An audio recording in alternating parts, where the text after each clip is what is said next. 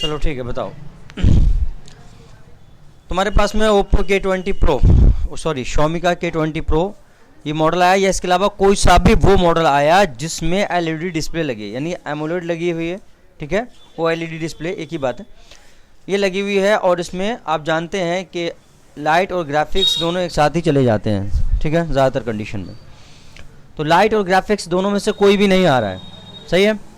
क्या step follow करोगे, कैसे इसको रिपेयर करोगे? तुम बताते रहो, मैं चलता रहूँगा। बताओ क्या करोगे इसमें, पहले क्या चेक करोगे? लाइट और ग्राफिक्स नहीं आ रहे हैं, एक ओएलईडी डिस्प्ले लगा हुआ, कोई सा भी फ़ोन आता है आपके पास में, K20 प्रो या कोई सा भी। जी, सबसे पहले इसमें जो है डिस्प्ले चेक करके देख लेंगे, ठीक। कहीं हमारी पार्ट उससे नहीं है। इसके बाद इसके जो है एलडीओ पे जो है वो वोल्टेज आते हैं 3.0, वो देखने हैं, करेक्टर चेक करने हैं। और सर पहले ये लाइनें तो चेक कर ही लेनी है, जो ग्राफिक्स की लाइनें होती हैं, MIPI इंटरफेस MIPI की, ठीक है। हाँ, MIPI इंटरफेस जो इसके जीआर सब चेक कर लेने हैं, और फिर ये वोल्टेज चेक करना है। और ये एक जो है पावर से इसका वोल्टेज आता है 1.8 VREG 1.8, ये चेक करना है। और इसमें सर और एक आईसी लगी होती है, उसमें देखने हैं सारे जो है इनेबल के सिग्नल और जो है कंट्रोल की लाइनें, और ये सब आने जरूरी है, क्योंकि ये सब कुछ आएगा तभी सर बनेगा इसमें। चलिए ठीक है। सवाल नंबर 2, डिटेक्शन की लाइन, इनेबल की लाइन, ठीक है, रीसेट सिग्नल, ये सारे के सारे कहाँ से कहाँ कनेक्ट होते हैं, मतलब कहाँ से निकलते हैं और कहाँ जाके मिलते हैं? ये सब रीसेट सिग्नल सर सीपीयू से कनेक्ट होता है, ठीक। और जो आपका क्लॉक और डाटा जो ग्राफिक आईसी से होता है वो भी सीपीयू में जाके कनेक्ट होता है सर। रीसेट सिग्नल, सवाल सुनो पहले, रीसेट सिग्नल हुआ तुम्हारा, या इसके अलावा तुम्हारी मिपी की लाइंस हुई सारी की सारी, ठीक है, या इसके अलावा तुम्हारी IDDET डिटेक्शन की लाइन हुई डिस्प्ले के लिए, सिंक्रोनाइजेशन का सिग्नल हुआ, ठीक है, जी जी, ये CPU तुम्हारे से है ये सारे के सारे सीपीयू से कनेक्ट रहते हैं। तो आपको इन सब पे GR ओके होना ज़रूरी है या नहीं? ज़रूरी है। अगर GR ओके नहीं हुआ किसी भी लाइन पे तो क्या कर सकते हैं? सर सीपीयू रिवॉल्व करेंगे, बिल्कुल सही। दूसरा सवाल, इसके बीच में ELBDD, ELBSS और ABDD, ये 3 वोल्टेज हैं, तीनों वोल्टेज बताओ कौन कौन से हैं, किस किस के लिए हैं, और कितने कितने होते हैं? नंबर 1 ABDD बताओ कितना वोल्ट होता है, किसके लिए होता है? लाइट सेक्शन में, डिस्प्ले सेक्शन में हम बात कर रहे हैं एलईडी डिस्प्ले की, ठीक है। ये आपको लाइन से ही पता लग जाना चाहिए, आपका जो है वो डिस्प्ले सेक्शन है,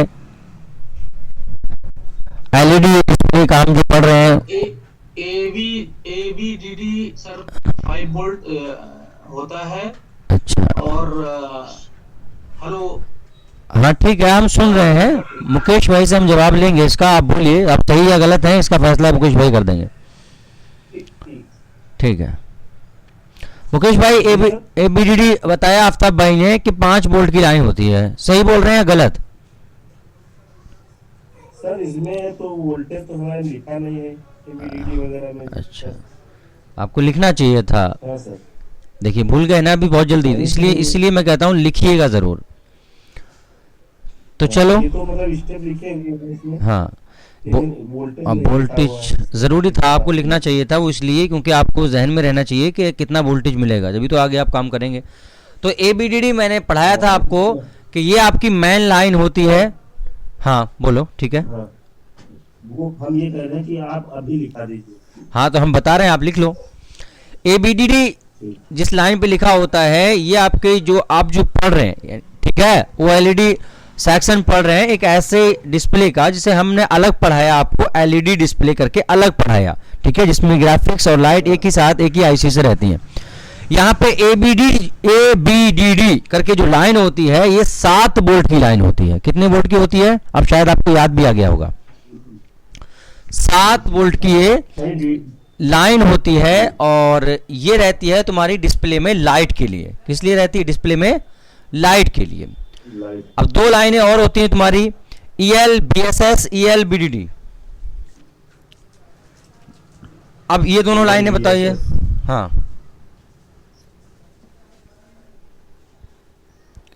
ये दोनों लाइनें बताइए। मतलब इसमें वोल्टेज हमने लिखा नहीं है इस वाले में, यही एक समस्या है। चलिए कोई बात नहीं, हम बता देते हैं, आइंदा से गलती मत करिएगा वरना प्रॉब्लम आएगी, इससे कि अभी आ रही है। ठीक है, तो ELBSS आपका हो गया और ELBDD जो आपका हो गया। ठीक है, ये दोनों लाइनें हैं आपकी 5-5 वोल्ट की, जिसे हम आम भाषा में +5 -5 बोलते हैं, जो कि आपके ग्राफिक्स के लिए वोल्टेज रहते हैं। ठीक है, ELBSS ELBDD। ठीक है, इसको हम नॉर्मली फोनों में, जो हमारे LCD फोन होते हैं नॉर्मल डिस्प्ले वाले, उसमें हम क्या है BSP BSN भी बोलते हैं इसको। ठीक है, +5 -5 को। ठीक है, तो ये 3 लाइनें हो गई। अब मुझे बताओ जरा ABDD लाइन का कितना वोल्टेज होगा? ABDD का 7 वोल्ट होगा। किस लिए होता है ये डिस्प्ले लाइट के लिए होता है। ELBSS ELBDD ये दोनों लाइनों पे कितना वोल्टेज मिलेगा? कितना कितना दोनों पे? ये 5-5 मिलेगा। 5-5 मिलेगा होगा ना सर? ठीक, हाँ, +- होगा, बिल्कुल सही। 5-5 वोल्ट किस लिए होता है ये वोल्टेज? ये ग्राफिक्स के लिए होगा। ग्राफिक्स के लिए होता है। बहुत अच्छे, ठीक है।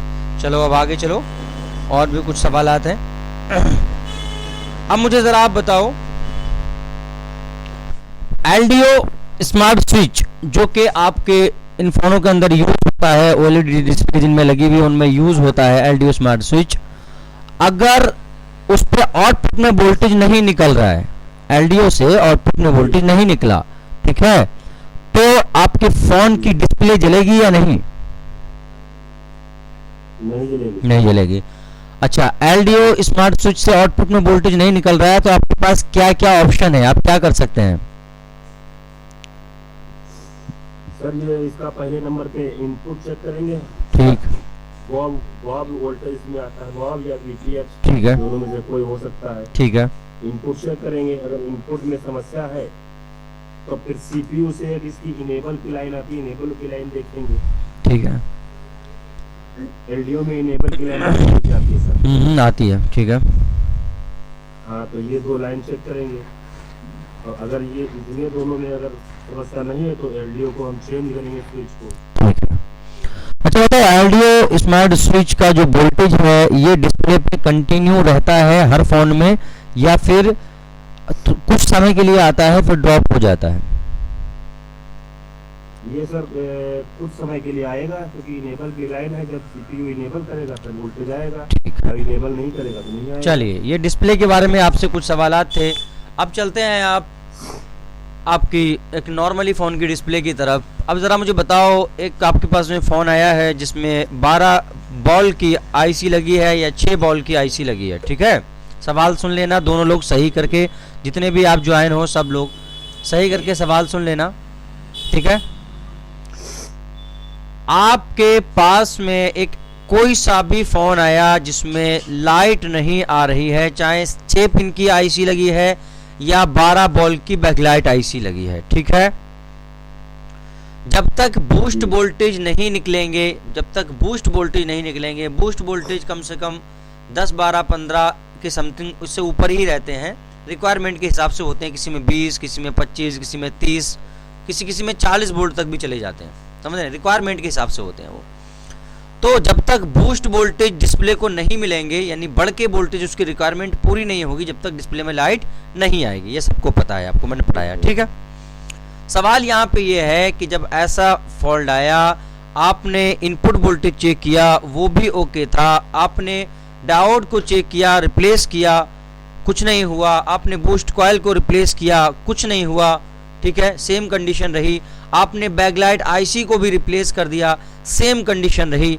आपने एनोड लाइन, कैथोड लाइन सबको चेक किया, लाइंस भी सारी ओके हैं, IC भी रिप्लेस कर दी है, बूस्ट कॉइल भी, डायोड भी, फिर भी सेम ही कंडीशन है, इनपुट भी ओके है।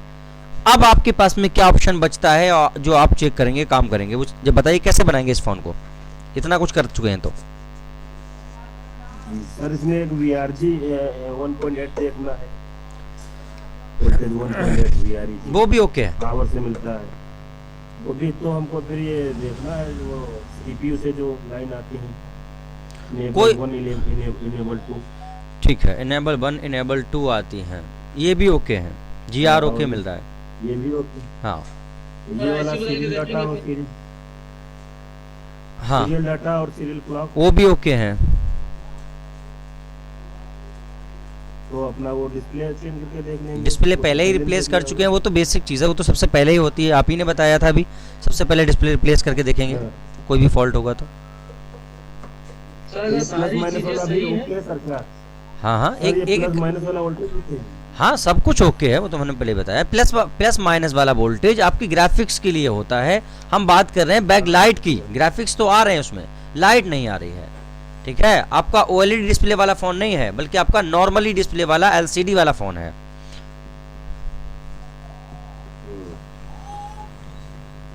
हाँ बताइए तो आफ्ताब भाई, आप कुछ बोल रहे थे, आप बताएं। और भी कई लोग ज्वाइन हैं, कोई भी बता सकते हैं। हुज़ैफा भाई हैं हमारे, हुज़ैफा भाई हैं हमारे, मुस्तफ़ा भाई हैं, मतलब कोई भी बता सकते हैं आप। हाँ बताइए, तो सीपीयू रिवॉल्व करेंगे फिर? क्यों, रीज़न? रीजन का सर, जब सब कुछ आ रहा है, मतलब सब कुछ जीआर मिल रहा है, तो इसका मतलब यही तो है सर कि इसकी जो है वो जो सिग्नल आते हैं वही नहीं आ रहे होंगे। नहीं, गलत जवाब। और कोई जवाब दें। सर डीएसओ से पहले सारे सिग्नल चेक कर लेंगे। सारे सिग्नल का क्या मतलब है?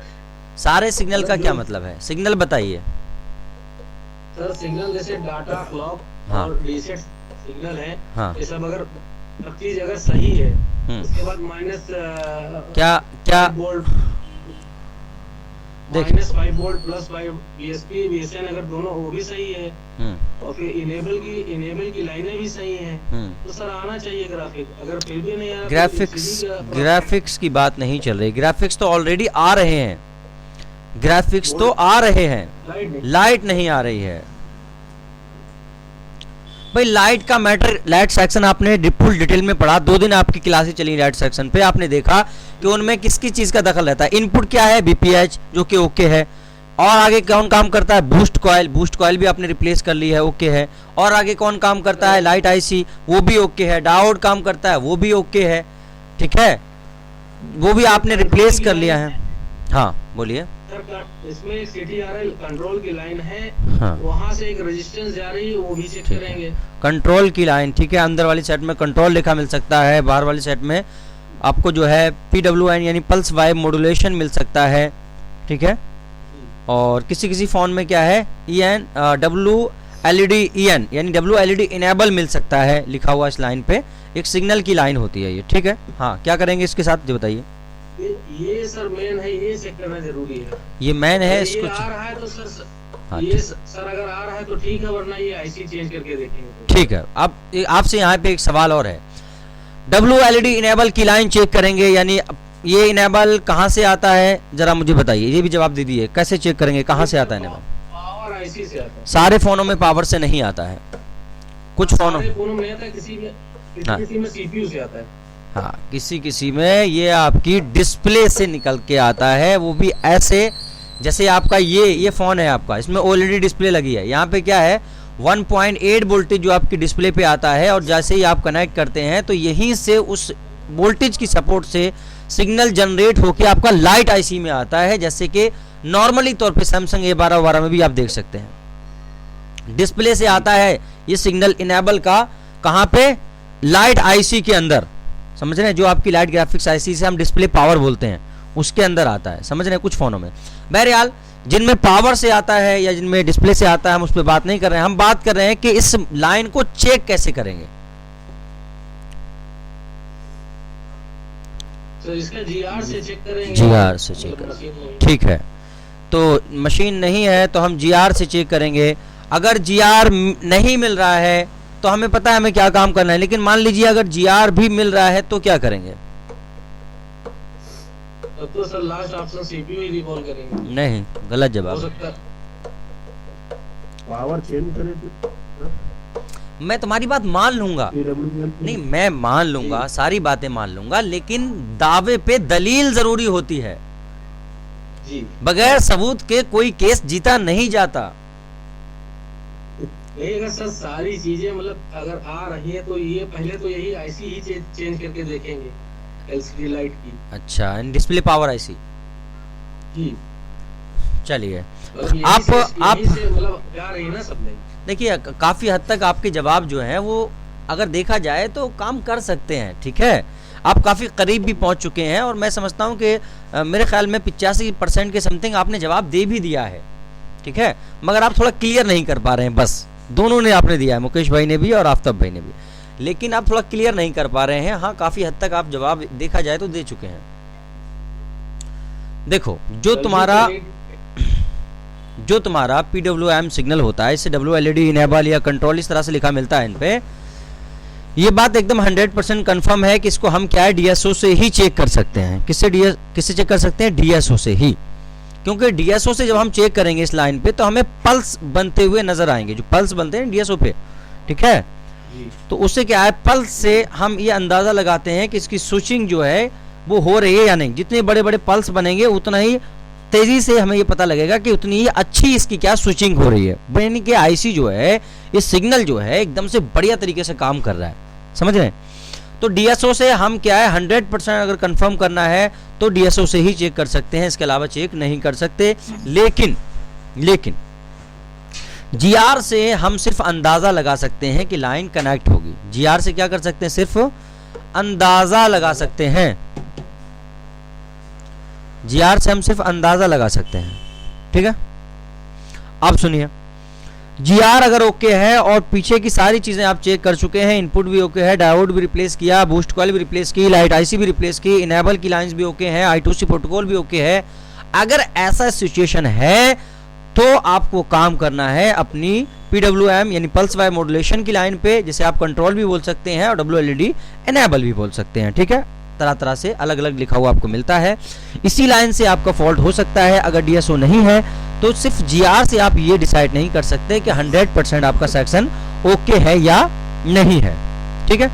अगर ये आपकी हाँ ये वाली लाइन सर वो वाली लाइन बताई तो थी आपको? हाँ बताई तो थी, लेकिन बात ये है, मैंने कहा नहीं था कि आपने जवाब तो दिया है लेकिन क्लियर नहीं कर पाए हैं, समझ रहे हैं।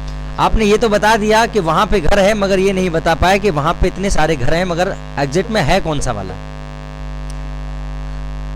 तो बताने का मकसद ये है कि मान लीजिए पावर से ये लाइन आ रही है, अगर DSO नहीं है तो डायरेक्टली पावर को आप रिवॉल्व या रिप्लेस करें, क्योंकि DSO है नहीं तो आप उसी पे काम करेंगे, ठीक है।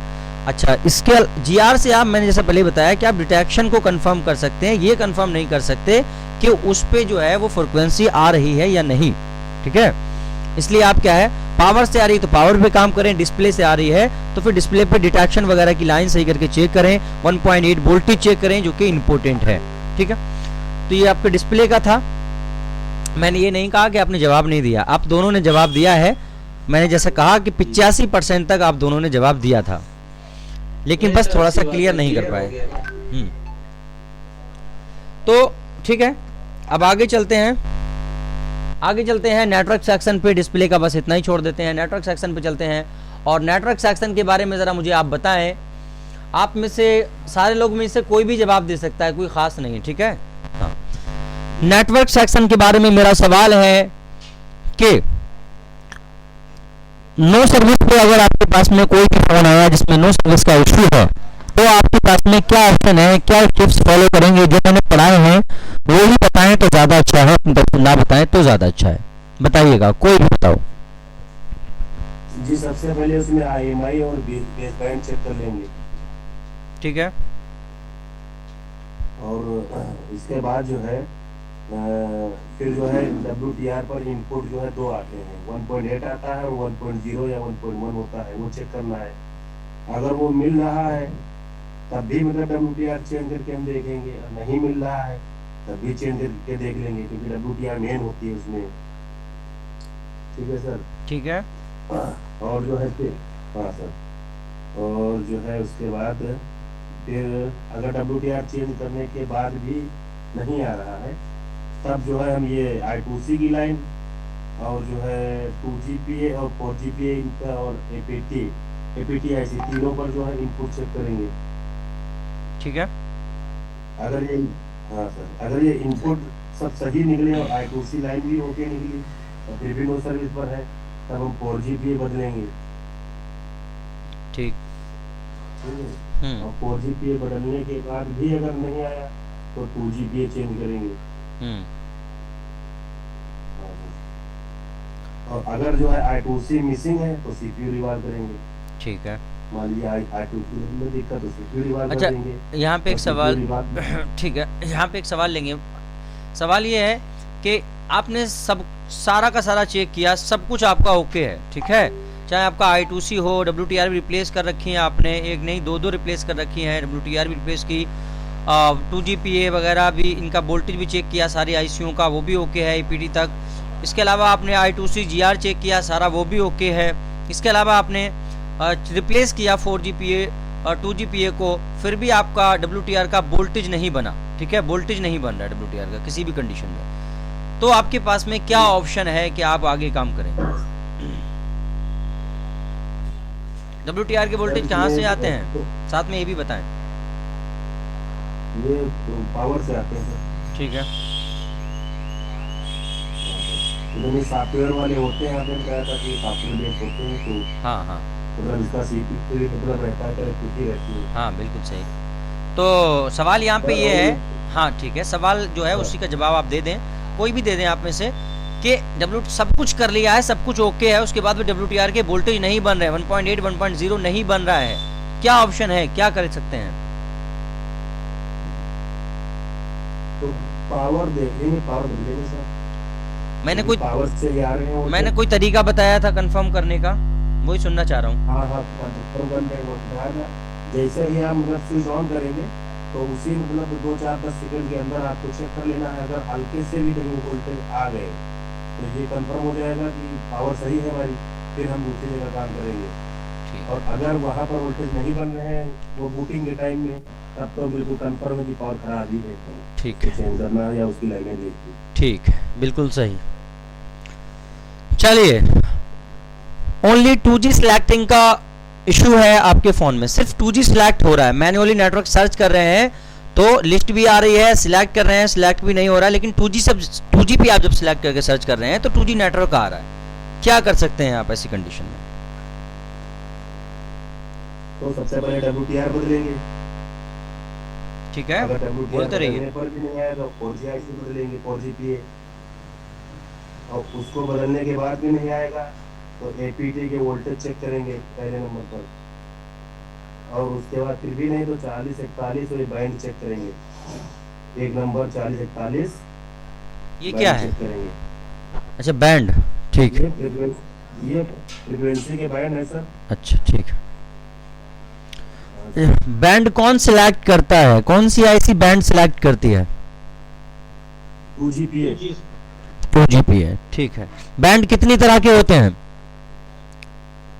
सर बैंड होते हैं हमारे जो है 1 2 3 4 5 नहीं नहीं, मेरा सवाल समझो। अच्छा, वो हाँ, तीन प्रकार के, तीन प्रकार के, सही। कौन कौन से? मीडियम लो और हाई बैंड। मीडियम बैंड, लो बैंड, हाई बैंड, ठीक है, सही है। अच्छा, तो 4G के लिए, अच्छा चलो यहाँ सवाल थोड़ा सा घुमा के पूछते हैं। बैंड 1 ये कौन सा बैंड है? ये मीडियम बैंड है। मीडियम बैंड है। कैसी फ्रीक्वेंसी रहती है इसकी, मीडियम हाई?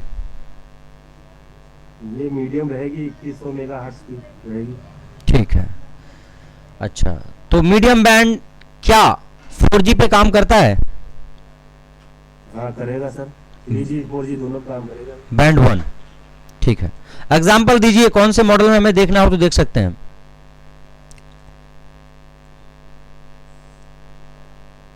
हाईवे वगैरह में होना चाहिए, हाईवे 6 के मोबाइल हाँ, लेके आते थे। बिल्कुल सही जवाब है, एकदम से। हाँ, नॉर्मल मॉडल जितने भी हैं सब में देख सकते हैं। ठीक है, चलिए। तो मुकेश भाई, आप अपना माइक थोड़ा सा बंद करो, औरों को भी मौका दे दो, बेचारे तरस रहे हैं। तुमने तो सारे जवाब पढ़ा दिए बिल्कुल एकदम से। बहुत अच्छा है, बहुत अच्छा है, दिल खुश हो रहा है। बहुत अच्छा जवाब, फटाफट जवाब मिल रहे हैं जो पढ़ाया है। ऐसे दिल खुश होता है कि यार हमने जो पढ़ाया है स्टूडेंट्स को अपने, वो एकदम से परफेक्ट जवाब दे रहे हैं, अच्छा लगता है। जब जब हम कॉलेज में पढ़ते थे हम्म, तभी मतलब अगर कुछ को काम दिया जाता था कि ये करना है तो चाहे रात के 12 बज जाए बहुत अच्छी बात है। यही चीज़ तो बहुत अच्छी चीज़ है, यही चीज़ है जो सबूत है आपकी कामयाबी की तरफ आगे बढ़ने के लिए। एक लगन, एक मेहनत, एक जज्बा होना चाहिए। चलिए एक सवाल और है हमारा, और उसके बाद में हम क्या है कुछ और सवाल करेंगे, लेकिन हम लास्ट और फाइनली सवाल आपसे ये कर रहे हैं कि नेटवर्क सेक्शन के अंदर नो सर्विस का इशू है, तो आपने ऐसा बताया कि माई नंबर बेसबैंड वगैरह ओके होना चाहिए, ठीक है। अगर किसी फ़ोन के अंदर बेसबैंड अननोन आ रहा है, ठीक है, या माई नंबर नहीं है, तो उसमें SDR या मीडियाटेक की RFIC लगी है, तो इस कंडीशन में हमें उस पर सॉफ्टवेयर पे जाना चाहिए या इन ICO पे आना चाहिए, पहले क्या करना चाहिए? सर अगर बेसबैंड की समस्या है तो हमको इन ICO पर चेक करना चाहिए। IMI तो कंफर्म है कि सॉफ्टवेयर से होता ठीक है। लेकिन बेसबैंड अगर है तो ये IC चेक करें, किसी में पावर से ही बेसबैंड जाता है सर। सब में ये नहीं लागू होता है सर, को लगा। यहाँ पे थोड़ा सा मैं बताना चाहूँगा कि कुछ मॉडल्स में आपका जो मास्टर है, आपका जो CPU है, बेसबैंड उसके अंदर होता है, खासतौर पे वो फ़ोन जिनमें WTR लगी होती है, ठीक है, उनमें बेसबैंड कहाँ होता है? CPU के अंदर एक हिस्सा होता है बेसबैंड, ठीक है। अच्छा, और मॉडल्स में इसमें SDR या RF लगी है, उनमें क्या है? SDR के अंदर रहता है आपका बेसबैंड। तो अगर बेसबैंड अननोन का इशू आता है तो सिम डिटेक्ट नहीं होगी, समस्या आएगी, तो इसके लिए अगर SDR या मीडियाटेक की RF लगी है तो एक मरतबा उसको रिप्लेस करके फिर आगे काम करेंगे, ठीक है। तो चलिए, काफ़ी अच्छा लगा, आपने मेहनत की है, ये देख के आज मैं भी बहुत खुश हूँ। लास्ट में हम सिर्फ आप ही से ही मुकेश भाई, क्योंकि आपने इतने सारे जवाब दिए, आप ही से ये पूछ लेंगे कि मुकेश भाई ये जो आपकी रिकॉर्डेड क्लास है ये मैं यूट्यूब करूँगा, तो जो लोग आपको देखेंगे आप उनसे क्या कहना चाहेंगे? मतलब सही है या नहीं है? इतनी छोटी सी फीस में आपको जो पढ़ाया जा रहा है कैसा है? मतलब कंफ्यूज है ना आजकल, बहुत सारे लोग फ़ोन करके कहते हैं कि सर इतना बड़ा नाम है उस इंस्टीट्यूट का, इतना बड़ा इंस्टीट्यूट है, पैसे ले लिए, पूरा महीना बेकार कर दिया, ये वो। तो मतलब क्या कहना चाहेंगे कि सही है नहीं है? जो सच्चाई है वो बता दीजिए, मैं नहीं कर रहा हूँ मेरी तारीफ करिए, जो सच्चाई है वो बता दें, कैसा है क्या है। आप लोग पढ़ रहे हैं, पढ़ने वालों से अच्छा कोई नहीं जानता। जी ऐसा है सर, आपकी जो क्लास बहुत अच्छी है, इसलिए अच्छी है, एक तो हम लोगों को ये चाहिए था क्योंकि हम लोग पहले से काम कर रहे हैं, तो हम लोग को ऐसा प्लेटफॉर्म या ऐसा कोई इंस्टीट्यूट ढूंढ रहे थे जो कम पैसों में, थोड़ा हमको सिर्फ टेक्निक पता करनी थी, और थोड़ा क्योंकि 10 साल से काम कर रहे थे तो लगभग चीज़ें पता थी, लेकिन जो है कुछ चीज़ों में फंसता था मैं। जैसे नेटवर्क का ये हो गया, तो एक नेटवर्क किस सिस्टम से काम करता है, इसमें हमारे स्टेप क्या होने चाहिए, ठीक है, इन सब चीज़ों की जानकारी आपसे हमको बहुत अच्छी तरीके से मिली है। और मैंने पहले भी मतलब यूट्यूब वगैरह वीडियो देखे हैं, और पहले का भी हमारे पास ड्राइंग है, तो उससे और आपका बताया हुआ मैंने मैच किया है, तो बिल्कुल बहुत सही मैच करता है, ठीक है सर।